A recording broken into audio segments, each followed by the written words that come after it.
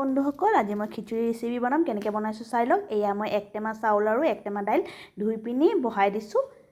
এতিয়া উতলিছে আৰু লগতে মই উতলাৰ পিছত অকমান হালধি গুড়ি আৰু জলকীয়া গুড়ি আৰু জিৰা গুড়ি দি দিম এতিয়া হালধি গুড়ি জলকীয়া গুড়ি আৰু জিৰা গুড়ি দি পিনি ভালকৈ উতলিব দিছো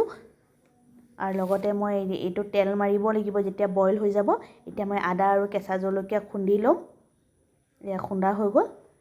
আজি খুন্দি পিনি বনাইছো আৰু ইয়াতে দি দিছো আৰু এতিয়া খিচুৰিটো বইলে হৈ গ'ল এতিয়া মই তেল দিব লাগিব তেল মাৰিব লাগিব এতিয়া কেনেকৈ মাৰিছো ইয়াত মই মিঠা তেল দি লৈছো লগত শুকান জলকীয়া পাঁচফোৰণ আৰু তেজপাত আৰু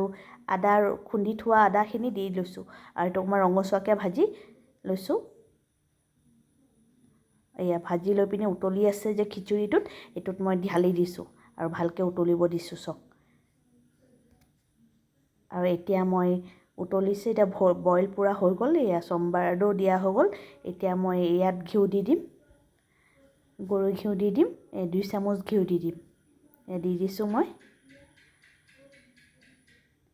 আজি বৰষুণ পৰিছে যে খিচুৰিটো খাবলৈ ভালেই লাগে সেইকাৰণে মই বনাইছো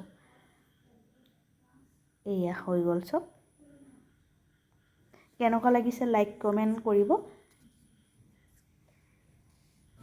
এয়া হৈ গ'ল সব